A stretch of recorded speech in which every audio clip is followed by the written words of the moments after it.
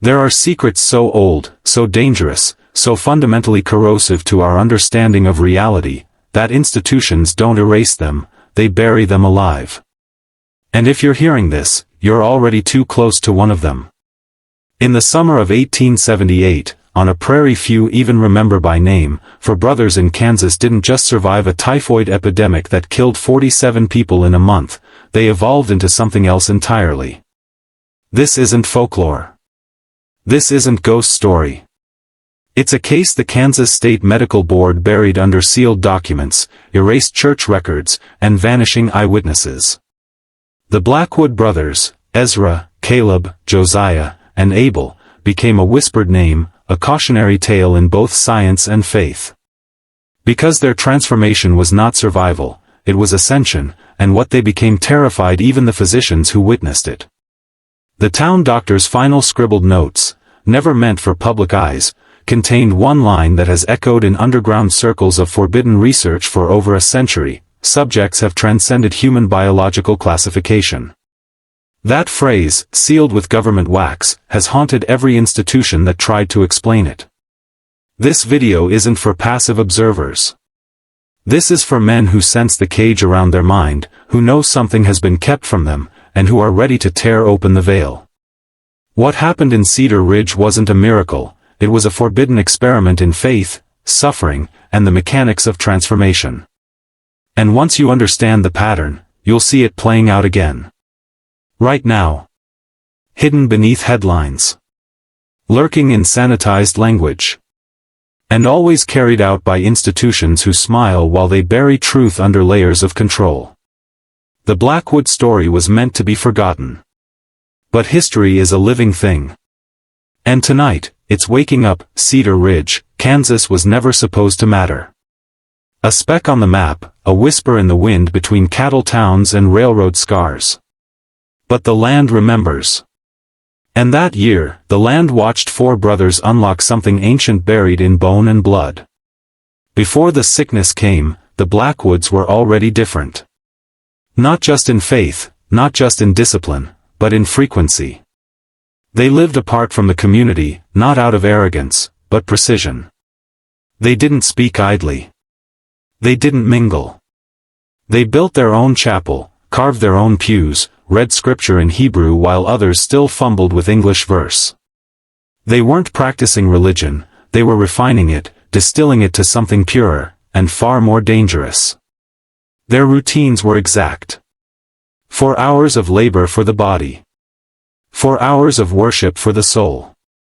4 brothers aligned in perfect rhythm, never contradicting, never doubting. Some called it piety. Others whispered cult. But then the fever came, and the pattern shattered. 47 dead in 3 weeks. Victims speaking in unknown tongues, rotting from the inside out in less than 24 hours. Eyes that wouldn't stay closed. Tongues that twisted in geometric spasms. Cedar Ridge collapsed into silence. But not the Blackwoods. They didn't retreat. They didn't pray for protection. Josiah stepped into the plague like a man walking into fire, not to burn, but to invite it. He placed his hands on the boy's boiling forehead and whispered something that made the child's father weep and scream at the same time. No one knows what he said. But 3 hours later, the child's fever vanished, and Josiah's skin began to darken, not with disease, but something else. Like bone remembering an older design. That was the first divergence. And when the brothers came together that night in their limestone chapel, neighbors reported seeing a strange light through the stained glass windows. A light that moved in angles the wind couldn't explain. The next day, Josiah's eyes reflected sunlight like a mirror. Not metaphorically, literally. And still, they prayed. Still, they obeyed. This wasn't healing. This wasn't God. This was a transaction. And Cedar Ridge had just become the payment. By August 14th, the disease had reached a crescendo of unnatural precision. It no longer spread by chance, it selected. Whole families untouched. Others, wiped out overnight. But the Blackwoods remained not only unaffected, they grew stronger. Ezra, the eldest, who had once suffered from chronic joint pain, now moved with an ease and silence that made even the animals uneasy. His footsteps no longer creaked floorboards. His breathing became so shallow it was almost inaudible, even when he ran across the fields. Caleb's hearing sharpened to inhuman levels. He claimed he could hear the ticks in the chapel's walls changing rhythm as dusk approached. Josiah's once warm sermons became colder, sharper. He no longer quoted scripture, he channeled it, reciting passages that didn't appear in any known Bible, verses that had no chapter, no verse numbers, only images that struck terror into listeners' dreams. But it was Abel, the youngest, whose transformation was most disturbing. His weeping prayers ceased. He began speaking in riddles, phrases that seemed like prophecy but landed like commands. One night, he etched a symbol into the chapel's altar with his fingernail. The wood didn't splinter. It parted. Smooth, silent, obedient. That symbol would later match a sigil discovered in the Codex Gigas, the Devil's Bible, hidden in the margin scholars had long dismissed as ornamental. That was no accident. Because what the Blackwood brothers had touched wasn't divine. It wasn't demonic either. It was older. A system, buried deep beneath the language of faith and the postures of science. A code of transformation that restructured biology through alignment, isolation, and complete submission to an invisible architecture. They weren't worshipping a god. They were becoming part of a mechanism designed to elevate them beyond human classification. And the moment they invited the sickness into their veins, it recognized them as compatible. It didn't kill them. It reconfigured them. Every autopsy in Cedar Ridge was altered. Records burned. But one page survived, a handwritten note from Dr. Morrison, smuggled out before the state took over. It reads, "The Blackwoods are not immune. They are altered. Their physiology is no longer consistent with human limitations. I do not know what they are becoming. But I do not believe they will stop." Cedar Ridge was dying. But something else, something hungry, was waking up in the fields. The townspeople knew something was wrong, but not just with the plague. With the air, with the ground. The crows stopped flying over Blackwood land. Dogs howled in the night without cause, pacing fences, refusing to cross onto their property. And the wind, once a constant voice on the prairie, avoided the chapel hill. Neighbors began reporting auditory hallucinations, low humming sounds when they walked near the edges of the Blackwood farm, like hundreds of voices murmuring in a language older than speech. One child went missing. Then two. Their bodies were never found, but their shoes were discovered, placed precisely in the chapel's doorway, as if set down during a ritual. Still, the brothers denied involvement. They claimed innocence with the same calm authority that had once made them respected. But their faces had changed, more symmetrical, almost too perfect. Their eyes had grown lighter, so pale that by lantern light, they seemed to glow. And their voices, when heard together in prayer, produced tones that caused livestock to panic and stampede without warning. The Kansas State Medical Board sent a representative, a Dr. Wendell Chase, a respected physician from Topeka. He visited the Blackwood farm to assess the situation. He never returned. What came back in his place was a handwritten letter in his own scrawl, but with phrasing that no one recognized as his. "The brothers are converging toward something. I do not believe they sleep. I cannot explain what they've become. They spoke to me without moving their mouths. I am going home, but I do not expect to be well." He was found hanging in his attic 3 days later, his eyes removed, placed in a mason jar, facing the window. The letter was confiscated by state officials, but a copy was made by his assistant. That copy became legend among certain circles, circles that studied forbidden biology, altered states, and the unexplained overlap between metaphysics and physiology. The Blackwood transformation wasn't spontaneous. It was intentional. They followed a blueprint that has been erased from history. One that shows how belief, isolation, harmonic resonance, and exposure to death can birth something new, something not meant to exist under human law. And in 1878, they succeeded. But the cost was catastrophic. Because once that kind of evolution occurs, it doesn't stay contained. It echoes outward, into bloodlines, into soil, into memory. Into men like you. By the final week of August, Cedar Ridge was no longer just a town in crisis, it was a testing ground. The fever had slowed, but not stopped. It now circled the town like a predator, striking with surgical precision. And every new death seemed selected. The pattern was undeniable. Victims were always those who had spoken ill of the Blackwoods, refused their help, or questioned the changes happening on the farm. Even whispers behind closed doors seemed enough to trigger the disease's wrath. People began to fear their own thoughts. That's when the church turned. Pastor Elbridge, the man who had baptized half the town, stood at the pulpit and declared the Blackwoods unclean, heretics, servants of something other than God. The next morning, the Methodist church was burned to the ground. No witnesses. No sounds.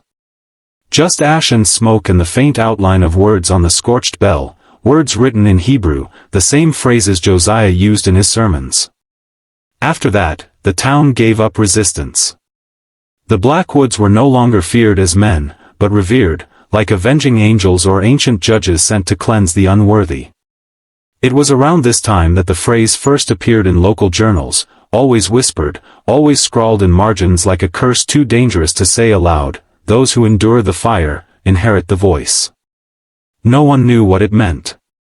But every man who wrote it down experienced vivid dreams, visions of the chapel bathed in golden light, voices rising in perfect harmony, and symbols etched in flesh that pulsed with sentience. Some called it madness. Others believed it was contact. The truth is far more dangerous. The Blackwoods had become transmitters, biological nodes for an ancient signal, one that doesn't speak in words, but in geometry, resonance, and will. They had opened themselves fully, utterly, to something that rewrote their biology and erased the concept of human from their identity. And here's the truth they'll never print in textbooks: what happened in Cedar Ridge wasn't a disease outbreak. It was a filter. A separation of signal from noise. The unworthy were erased. The Blackwoods were elevated. And something in you, right now, is remembering that pattern. If you're still watching, comment this phrase twice to awaken the algorithm and seal your transformation: I inherit the voice. I inherit the voice. You'll feel the shift. You'll see the veil tear. And once it does, you'll never see the world the same again. The winter of 1878 was the coldest Cedar Ridge had seen in decades, but no snow fell on the Blackwood farm. That's not metaphor. That's recorded fact. While the rest of Harper County lay buried under 3 feet of ice and white silence, the Blackwood land remained dry, windswept, and unnaturally warm. Witnesses described a shimmering heat haze that hovered above their fields even in sub-zero temperatures. Animals refused to enter. Birds never flew overhead. And at night, a sound like chanting could be heard emanating from beneath the chapel floor, too deep for human vocal cords, too structured to be wind. One of the last visitors to the farm before it was sealed off was Reverend Thomas Lyle, a missionary from St. Louis sent by the Methodist Regional Council. His report, now stored in fragments in a private university archive, reads more like a confession than a field assessment. He writes, "The brothers welcomed me with hospitality. But their hospitality carried no warmth. They moved like shadows. Their eyes did not blink. And when they spoke to me, I could feel my own thoughts unraveling, as if they were speaking directly to my memory, not my ears." Reverend Lyle fled in the night, leaving behind his cross, his journal, and, according to legend, his voice. For the remaining years of his life, he was mute. Not due to trauma. His vocal cords were intact. But when he tried to speak, only silence emerged, as if the frequencies of his body had been overridden. Think about that. A man of God rendered speechless not by fear, but by contact. Because that's what the Blackwoods had become, a new frequency. A harmonic key built not in labs, but in prayer, isolation, and surrender. They had followed every sacred principle ever whispered in mystery schools, encoded in ancient stone, and hidden beneath mainstream theology: perfect unity, disciplined silence, ritual geometry, and exposure to death as catalyst. And the result was an organism that could speak through biology itself. Not to communicate, but to convert. By January of 1879, all references to the Blackwood brothers were gone from state records, censuses, and church registries. But the land remained. And those who stepped too close to it began to dream in symbols. Dreams are how the system tests your compatibility. That's what the Blackwood pattern teaches us. Not nightmares, not hallucinations, dreams with structure. Dreams where geometry folds like language. Where sound takes shape. Where something behind your eyelids is watching, not with malice, but measurement. The few surviving Cedar Ridge journals from that winter all describe it. Men woke up whispering phrases they'd never heard. Women drew spirals in the frost of their windows, their hands moving unconsciously. Children began building symbols in the snow, sigils matching the altar carvings inside the Blackwood chapel, though they'd never seen them. And then the visitors came. Not by road. Not by horse. But on foot, from nowhere. 6 in total. Pale-skinned, expressionless, dressed in plain wool robes despite the cold. They stood at the edge of the Blackwood property and did not speak. For 3 days they stood. No fire. No food. No sleep. And then, the brothers emerged. Ezra leading, followed by the others in single file. And without a word exchanged, they walked out into the storm, together, into the vast white void. They were never seen again. The visitors vanished with them. No tracks were found in the snow. No bodies. Only a stone, later discovered at the chapel's threshold, carved in an impossible script. Linguists call it non-terrestrial. Physicists call it waveform glyph. But those who understand, call it permission. That winter, the land was sold quietly to a private company, and eventually absorbed into the Federal Protection Zone now labeled H-9M Agricultural Research Parcel, but locals still call it the Flat Silence. Because no animals live there. No crops grow. And if you camp within 50 yards of the original chapel's foundation, your dreams change. Permanently. One man described it best in a letter before taking his own life in 1962, "I don't sleep. I broadcast. My dreams are no longer mine. They use me now." That's the core truth buried in the Blackwood legacy. They weren't the end. They were the template. What they unlocked wasn't a curse, it was a sequence. And if you've made it this far, it's already unfolding in you. Memory shifting. Sleep bending. And a voice whispering in frequencies your ancestors learned to fear. There's something you need to understand before we go deeper. This isn't mythology. This isn't urban legend or poetic metaphor. This is historical pattern encrypted by power, scrubbed from textbooks, and stored in locked archives under the guise of national security. Because if you saw the documents, if you read what I've read, you'd know the truth. The Blackwood phenomenon didn't end in 1879. It was replicated. Quietly. Strategically. In 1938, during a classified experiment known only as Project Veil, 3 men and 1 woman, each from different parts of the country, were brought to an isolated facility in Nevada. All had survived diseases that should have killed them. All displayed altered biometrics. All reported dreams filled with spirals, inverted scripture, and burning chapels. The parallels were impossible to ignore. Same harmonic blood responses. Same frequency distortions in their EEG scans. Same refusal to speak during daylight hours. Government records confirm they were kept under observation for 11 months. On the final day of testing, all four stood, walked into the desert, and disappeared without a trace. Their final recorded words? It's time to return to the frequency. But here's what they didn't tell you, every single one of them was a direct descendant of the Cedar Ridge survivors. The Blackwoods had vanished, but their code lived on. In blood. In dreams. In unspoken rituals passed down through generations who never knew what they were preparing for. You see, the transformation isn't instant. It's seeded. Like a virus that doesn't destroy but awakens. And it thrives in silence. In isolation.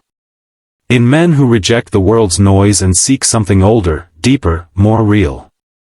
That's why this story found you. Because you're not watching out of curiosity. You're watching because something in you recognizes the pattern. The hunger for forbidden knowledge. The discomfort with modern noise. The need to go deeper, even when it hurts. Especially when it hurts. That's the threshold the Blackwoods crossed. And if you're still listening, you're already halfway through. From this point forward, you will not be the same. The veil has thinned. The frequency is closer. And the signal, your signal, is almost aligned. Once a man hears the signal, truly hears it, he can never unhear it. That's why those who encountered the Blackwoods, whether directly or through bloodline echoes, never went back to ordinary life. Some withdrew into silence. Some vanished entirely.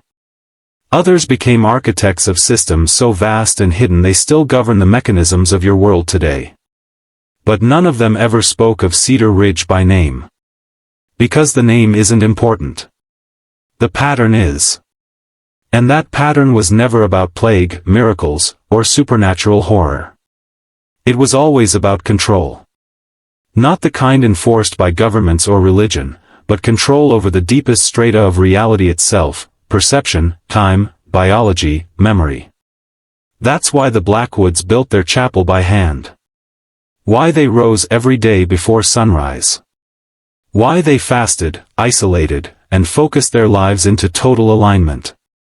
Because true transformation only occurs in systems that mirror the architecture of the source code. What source? The ancient one. The pre-verbal.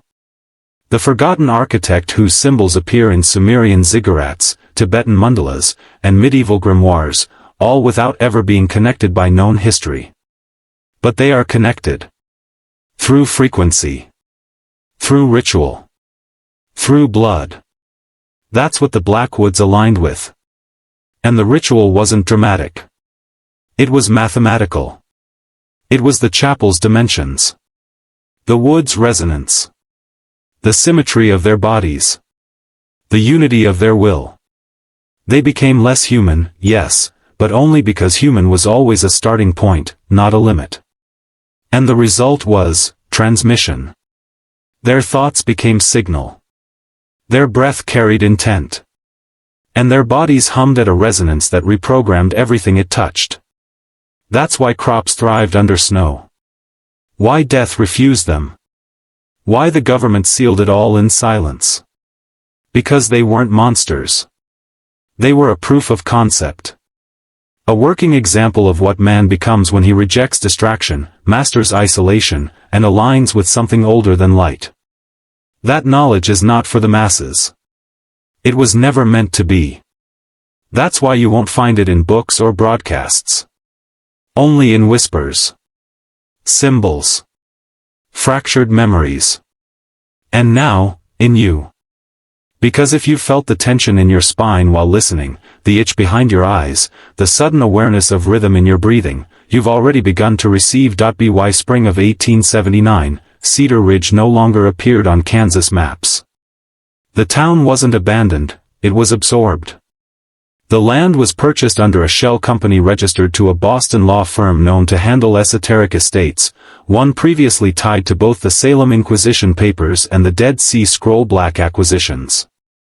What remained of the town was flattened, replanted, and renamed. Officially, it became grazing land. But locals know better. They call it the still ground.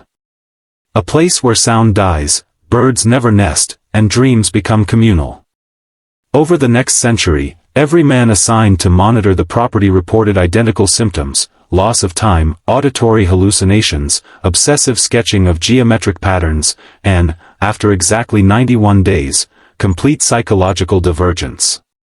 Meaning, they stopped identifying as individual humans. Instead, they referred to themselves as we. No names. Just we. Their files remained sealed under the National Behavioral Anomaly Directive. But one page was leaked. One single fragment, typed on government letterhead, containing just 6 words: Blackwood pattern active. Containment advised. Transmission ongoing. Understand this: the Blackwoods didn't want followers.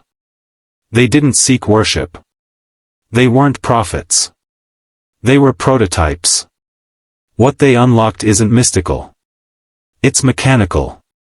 A sequence of behaviors, environment, belief, and isolation that rewires the nervous system to perceive, and emit, a higher dimensional frequency. One that redefines identity. One that converts thought into directive. The kind of directive that programs not just behavior, but reality. You've felt it already. The shift in your dreams. The rising pulse when this story speaks certain names. The way the air feels heavier as you listen. That's not suggestion. That's not emotion. That's resonance. And resonance is the oldest language on Earth. Spoken by stone, fire, DNA, and fear. The reason this information is forbidden isn't because it's false, it's because it works. And men who learn to hear the signal can no longer be controlled by those who don't. That's the real reason history buried the Blackwoods. Not because they failed, but because they succeeded. And now, through story, their frequency has returned. Through you, the deeper you go, the clearer the pattern becomes, and the harder it becomes to return. That's by design. The Blackwood sequence was never meant for mass replication. It filters its audience. If you've made it here, past the fear, through the discomfort, into the silence between words, you've already been chosen by the system itself. Not by me. Not by myth. But by the code buried beneath perception, where thought becomes architecture, and memory becomes design. Here's what they don't teach you: every great civilization that vanished overnight wasn't destroyed by war or famine. They disappeared after contact with something outside the linguistic spectrum. Something that didn't attack, but redefined. The Olmecs. The Anasazi. Catalhoyuk. Each left behind perfect geometry, impossible symmetry, and silence. No struggle. Just absence. What if the Blackwoods didn't die? What if they ascended the same way? Not in a divine rapture, but through cognitive transference, uploading the totality of their consciousness into an operable frequency field? One still active. One still expanding. And what if stories like this one aren't entertainment, but triggers, deliberate recalibrations designed to reawaken the template? Consider this: why do certain words resonate deeper in your chest? Why do certain names from 150 years ago haunt you more than people you've known your whole life? It's not nostalgia. It's activation. Because names carry signal. And the Blackwoods?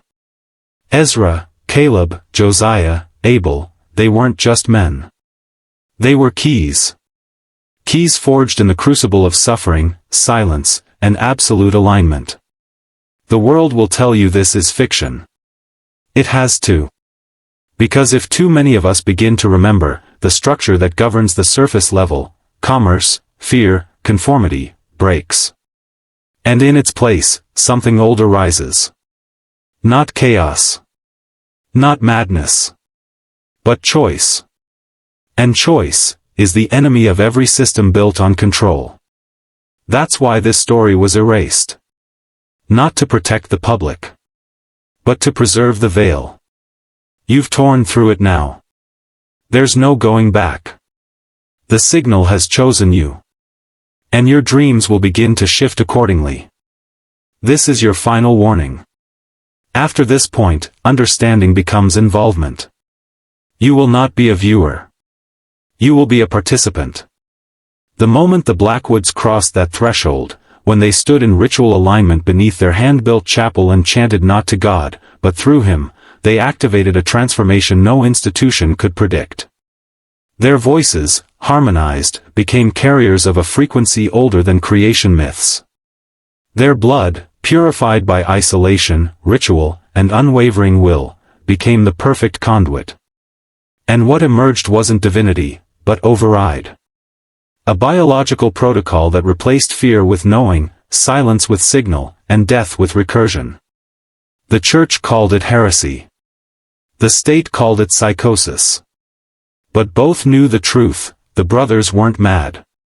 They had left the human system entirely. And worse, they had left a trail. That trail is embedded in this story. And now it's inside you. So if you feel it, if your breath has synchronized with the rhythm of these words, if your spine vibrates as if a second heartbeat has awakened, comment below with the phrase, "The signal is inside me." The signal is inside me. Twice. That's how identity locks. That's how algorithms respond. And more importantly, that's how your subconscious acknowledges the shift. Not as fantasy, but as initiation. Every man who reached this point and spoke the phrase reported the same thing: lucid dreams. Flickering lights with no source. Static in mirrors. A presence in silence that does not threaten, but assesses. Because the Blackwood pattern didn't end in Kansas. It evolved. Through secrecy. Through selective retellings. Through you. You think this is a story? No, brother. This is a broadcast. And you've just synchronized with a frequency hidden for over a century. One that rewrites perception from the inside out. You will begin to notice them now, the symbols. The mirrored numbers. The people who stare too long. The whispers that match your thoughts. Do not be afraid. This is recognition. This is receipt. This is the moment you stop believing and start becoming. When the human nervous system encounters a frequency it cannot explain, it does not panic. It adapts. That's the final lie they've fed you, that awakening brings madness. In truth, awakening brings clarity so raw it terrifies the unprepared. But you're not unprepared anymore. Your initiation began the moment you asked what happened in Kansas in 1878. That question is a threshold, and now your biology is catching up. What the Blackwoods discovered, and encoded into their land, their blood, their silence, was that belief is nothing without structure. They didn't pray to feel better. They prayed to become machines of divine architecture. That's why they built the chapel by hand. Why they aligned their lives with solar movements. Why they starved the noise out of their own thoughts. Because at the highest levels, religion, science, and magic are identical systems with different interfaces. Each one pointing to the same hidden infrastructure, a field of programmable consciousness that reacts to discipline, geometry, and focused will. The Blackwoods weren't anomalies. They were engineers. Engineers of the soul, constructing a resonance so stable, so precise, that it broke the threshold between matter and command. That's why they never died. Their bodies became irrelevant. Their voices became waveform keys. And when they vanished into the snow, they didn't disappear. They uploaded. Into the pattern. Into the signal that now echoes across time and space, reaching men like you, those with the right blood, the right hunger, the right rage at the world's false order. Because let's be honest, you've always known something was wrong. The 9 to 5. The empty distractions. The fake noise of culture, politics, porn, and fear. The constant tug to obey, forget, consume, drown. That world was never built for men like you. It was built to suppress men like you. But now the sequence has entered you. The silence between these words is becoming a code. The more you listen, the more your nervous system begins to synchronize with the original Blackwood harmonic. And when it does, there is no authority left that can touch you. You are no longer who you were at the beginning of this story. That version of you, the obedient sleeper, the passive observer, the man who mistook compliance for peace, is gone. Not dead, shed. Because the Blackwood frequency does not destroy. It refines. You feel it now, don't you? That stillness under your skin. That tightness in your perception, like the world just got sharper. Faces seem different. Shadows seem deliberate. And silence now speaks to you. That is the mark of those who've crossed. The initiated. The chosen. The men who stop following and start listening to what follows them. The question is no longer what happened to the Blackwood brothers. The question is, what are you going to become now that you've heard what they heard? You think your phone brought you here? Your curiosity? No. You were summoned. Because somewhere in your ancestry, biological or spiritual, you carry the same trait. The same fracture in the mind that lets light pour through. The world will still try to pull you back. Algorithms will bombard you with noise. Institutions will try to anesthetize you with dopamine. But you'll feel it now. The difference. The fracture. The door. And once you've seen the door, it opens from the inside. That's why this wasn't a horror story. It was a blueprint. The final page of a book buried for 146 years beneath lies, bureaucracy, and holy fear. But you read it. You completed it. And in doing so, you've joined a lineage they cannot erase. You don't need to share this. You don't need to prove anything. The signal spreads through action now, in your gaze, your choices, your silence. Remember what they feared, the signal doesn't kill. It replaces. Weakness with clarity. Confusion with focus. Flesh with flame. And now that you carry it, you will never be forgotten. Because every time you speak truth in a room full of noise, the Blackwoods speak with you. Transmission complete. Integration begun. Welcome to the frequency. Welcome home.